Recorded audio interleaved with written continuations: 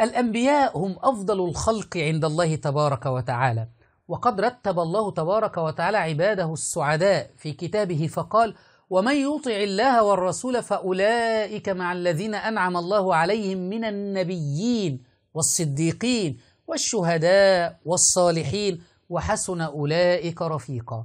وقال تعالى: إن الله اصطفى آدم ونوحا وآل إبراهيم وآل عمران على العالمين. فبالاتفاق الأنبياء هم أفضل الخلق عند الله تبارك وتعالى، لكن معمم الشيعة يناصبون العداء للأنبياء، فخرجوا علينا زاعمين أن تكبيرة واحدة من فاطمة أو من علي أو من الحسن أو الحسين رضي الله عنهم، تقول فاطمة الله أكبر أو علي، تكبيرة واحدة أفضل من عبادة جميع الأنبياء. شاهدوا هؤلاء النواصب الذين يناصبون العداء للأنبياء.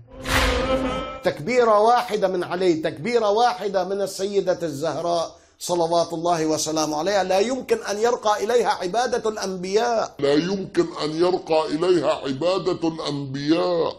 تكبيرة واحدة، تكبيرة واحدة من فاطمة أو علي أفضل من عبادة جميع الأنبياء.